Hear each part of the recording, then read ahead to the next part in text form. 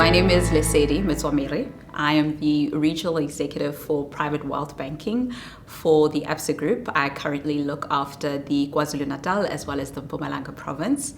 I've been a banker for most of my life. In fact, all of my career has been in banking. The journey has been very tumultuous, but also very rewarding.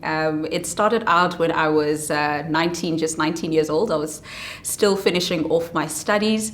And there is a certain financial institution that was recruiting from our university, and they were looking to get students to come in and work. That's when I actually started working. I had every aspiration to be in any world that was a numbers world. So I've always known that I was a numbers girl.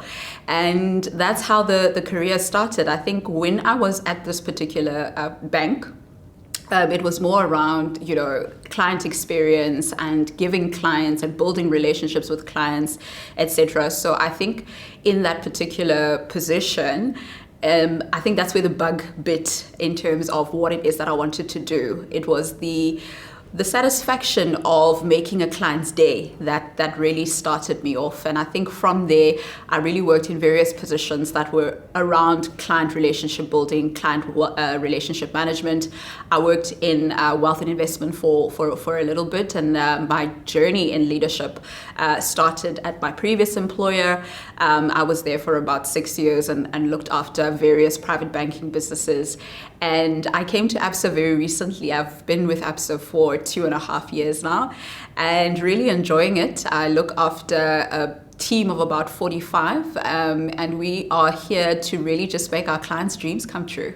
Growing up, I think my biggest dream was always to be the top of anything. I've always wanted to excel at anything that I wanted to do. I knew that I wanted to be a boss. I enjoy it. I love being in the boardroom. I love, being at the forefront of making decisions, not just for the team, but for clients as well, and making sure that we are, putting the right type of products in front of them, that we have got good strategic direction as a business. And for me, it's really about how do you also just lead with impact? The people around you that you are leading, how have you changed their lives, or how have you positively impacted their lives? And I think for me, that's always been the dream, to really lead with impact, but to lead an organization. So that's I'm still on that journey in terms of getting to the big C-suite office, but I think I'm well on my way.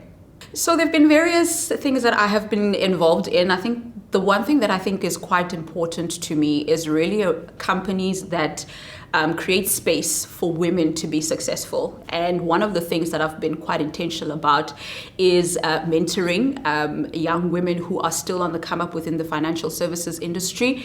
And, really proud to say that actually one of my mentors got a job recently that she was always wanting. And we really started from scratch with her. We started, fixing her CV, me helping her do mock interviews, etc. And by the time that interview came, she really got the job like that. And it was such a fulfilling feeling that, there are many people out there that obviously don't understand or even know, what the interview process is like, what the interviewer is looking for those type of positions. And I was so glad that I was able to help her with that. My mentorship with her is still ongoing. So we see each other at least a month or two, once in a month or two. I have another lady as well that I'm also seeing, who I'm just really taking through my journey, my story, and for her to, she really wants to be in my position in the future, right? So really just taking her through, what does that look like? How do you assert yourself? What are the things that you need to do? How do you show up at work every day, etc. So for me, mentorship is a very big part of, my journey. I lift people as I rise, and that's a very important thing to me. And I think further to that, it's really around when you are impacting people are people better off after you have left, right? So when you are there, what are some of the things that you are doing to make sure that people get to become better versions of themselves. So I am a leader, but I'm also a coach to the people that I lead. So very constantly talking about leadership, how they view leadership, how they view themselves as leaders, and the type of leader that they want to be and how do we get there. So very involved in terms of that leadership coaching bit in my role as well. And that's really how I plan to be impactful. And when I leave, hopefully they will be able to say that, I have changed their lives in a positive way. So this is a very cliche answer, but I look up to my mother a lot. And I think I cannot necessarily speak about my own story without speaking about her. So just to tell you a little bit more about her. So my mother she grew up in Alex. She didn't necessarily have money to go to university, so she started working at a restaurant in Greenside where she started mopping the floors, she started washing dishes, later on got promoted and became a waitress. From the tips that she got from the people that were patrons at that particular restaurant, she managed to save up enough to take herself to school, and she studied to become a teacher, and she taught higher grade mathematics and biology for the better part of her career. And later on, she actually saw the teaching profession as more of a passion and was something that she loved, but she knew that it couldn't necessarily sustain the financial goals that she had for herself long term. So she then embarked on doing a BCom IT degree full time with 3 kids and a husband. I don't know how she did that, but she managed to get through it, and she started as a computer programmer, later became a business analyst, and she ran various projects across various corporates within South Africa. She's just recently retired at the moment, but I think she has lived such a fulfilled life and has really taught us that, excellence is the expectation. So when you are born of a woman like that, you can't be anything but excellent. So that has really been my inspiration throughout my journey.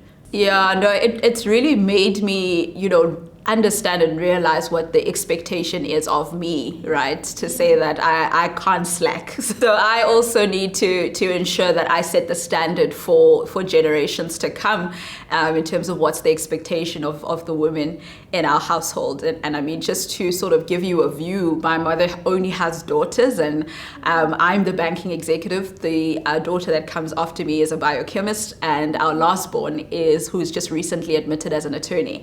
So you can already see how dynamic we are and how much we strive for excellence, and that's really because of the woman who raised us. So I think for me, in terms of my career, it's been really fulfilling. The achievements along the way were really around how do I ensure that wherever it is that I step into, I'm able to make an impact and I'm able to deliver, not just on the job itself, but over and above. So I think the biggest thing that has really come out of my career outside of my day-to-day job, so to speak, is the fact that strategically I lead the young professionals segment of our banking proposition as a strategic initiative nationally. And what that essentially means is that I form part of a committee that really speaks to how do we service the young professional, what are some of the things that we can do as a bank to help them.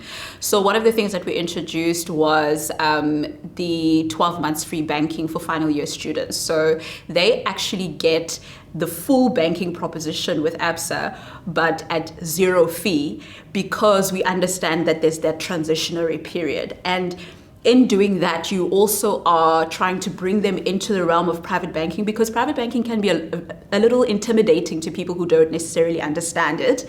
And for us, I think we have made sure that that journey is a little smoother.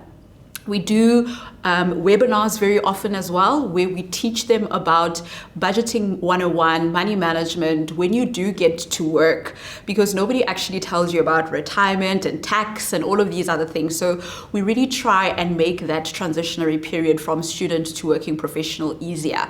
So it's been quite fulfilling, seeing the young professionals who started their journey with us as young doctors, young accountants, young lawyers. Today, they have their homes, they've got their cars, they've got their families, and it's really fulfilling to see that, another part of my job is as fulfilling to me as well, so I'm responsible for, the balance sheet, the income statement. However, for me, it's just about that impact that we make as far as our clients are concerned. So that's been really some of the, the big stuff that has come throughout my journey. Yeah, I love numbers, but I also have a heart. Yeah, so the numbers game is we need to use numbers to inform or to give us data, right? In terms of how do you do things and how will you be most impactful? And I think that's really what I've strived to do in my career. Sure. So the journey that I spoke of, obviously, when I was speaking about my journey earlier, I sort of just went through it, and sometimes, or someone listening to that will be inspired, but also they may think that it was very easy. It really wasn't. Firstly, there's no substitute for hard work, right? You have to work hard. You have to put in the hours. I think for me, the challenges mainly have been around who I am as an individual, right? I'm a young Black woman, and all of these things become factors regardless of how you look at it. And you can ignore it if you want, but it is a factor that you are the youngest member of the leadership team within which you lead, right? So you tend to want to overdo things. You tend to want to over deliver so you can prove to the rest of everybody that I can actually do this, and I'm not too young to be seated at this table, and I do belong at this table. So there are challenges that you face where people think because you're young, you're not able to deliver, right? And you obviously have to then do a little bit more. The other challenge, I think, is one that obviously not only exists for me, but I think across the board, across corporate South Africa for women at large, and that's the number of women that are in the boardroom, versus the men. And that's been a challenge throughout my career, where you are in a boardroom and you're only one of two or one of three women, or sometimes the only woman in the room. And that for me is also a challenge, because, women lead differently, and they call us emotional beings, but I think our emotions are actually our superpower, because it is in fact the emotions that allow us to connect with people, to lead with empathy, to lead impactfully. And I think that's really what drives the successes of most businesses that are led by women. So that has been a challenge on its own. The color of my skin also is a factor, regardless of how you look at it. I've worked across different financial institutions, and the sort of, I don't know if I want to call it levels or hierarchy of the races is different depending on which organization you're in. And I have found, though, that, it gets better. The more you are able to deliver, the more you are able to prove that you're not too young, and you being a woman is not an impediment on your ability to deliver on what you need to deliver, then the race sort of, it does, become a non-factor eventually. So I think these are issues that women will face going forward. But I think it is our responsibility, especially for women in my position, to ensure that when you lift as you rise, you also make people understand what it is that they're coming into, that you're honest about it, right? That you're not saying that it's all rosy and sunshine. There are challenges that you're going to face, and this is how you need to overcome them. So I think I've faced my fair share of challenges with regards to, who I am, my competency being questioned, etc. But I think I've gotten over that. I think for me, the only thing that I really focus on outside of, the impactful leadership I spoke about earlier is how I deliver, and the fact that I do need to deliver so that I'm able to show competency. And then, the race, the age, the gender becomes a non-factor. Of late, I have, taken it upon myself to make sure that I take a pause and reflect and pat yourself on the back, right? And say well done for the things that you have achieved. I celebrate even the smallest milestones now. It's not something that I used to do before, because it was always about the next thing and the next thing. So right now, I'm quite confident in the sense that I do take a pause, I do pat myself on the back. And even though I have these goals that I've set for myself, I do recognize in the moment that I've actually achieved quite a lot so far. I would say to somebody that is following in my footsteps that they need to start off by working really, really hard. it doesn't take 9 to 5, right? They call it 9 to 5ers. We worked 12, 14-hour days in my day when I started working. And that's really just what you need to do. You put your head down, you work, and the results will speak for you. So that when you do put your hand up, then everybody actually knows what you are capable of. The second thing is around the fact that nobody else is responsible for your career. You are the only person that is responsible for your career. So just because you've completed some course, it doesn't mean somebody's going to come and tap you on the shoulder and say, hey, we've got a position available, come through. You need to be the one that actually puts your hand up to say, I want that position. I'm qualified for it. I have delivered, and these are the results that I've shown. And you need to be able to put yourself at the forefront of what it is that you want. So there are very few positions that I've applied for in my career. Most of the time, I just contact the head of that department and I say, this is the job that I want. What do I need to do to get it? And that is how I have been able to move through and climb the corporate ladders, as they say, as quickly as I have, because I'm always and I always understand what it is that I'm capable of. What are the things that I excel at? What can I deliver to this particular team or organization? And I always put my hand up to say, I am the person for this job. What do I need to do to get to it? So that's really my advice. You have to work hard, and you always have to ensure that you put your hand up when those opportunities arise. There is no such thing as balance in life. Some days are 90% and 10, some are 50-50, some are 60-40. So there isn't really a balance, to be very honest. I'm always on. I look after a team that looks after clients, and as a result, if a client sends me a message at night, I respond. If they call me while I'm on holiday, I will take the call. However, I will then obviously delegate thereafter to ensure that the query gets attended to or the complaint gets attended to. So we work in a service environment, and what's important to us is really giving our clients that seamless service that they pay for and creating that value for them. So I'm always on in that respect. However, I do have my boundaries. So when I am on holiday, I switch off the notifications, etc. So that I don't get emails or Teams calls, etc. And then over the weekend, I try to relax as much as I can. I'm one person who absolutely loves the fact that I actually live on the coast, because I love the beach. I love taking walks on the beach, etc., and spending time in the water. So that's really what I do to sort of relax, so you can balance out the hectic day-to-day that we do. And I think, more than anything, everybody needs to ensure, not just myself, but to anyone that's actually listening to this, that you always have to take a break. Otherwise, your body's going to take the break for you, right? So you need to ensure that, we take the breaks that we need, we switch off, we recharge, and then we come back, because at a certain point, once that fatigue sets in, you don't become as productive or impactful anyway. So you might as well just take leave. So I do take leave, I do take some time out, but I spend most of my weekends relaxing and making sure that I do only relax-based activities.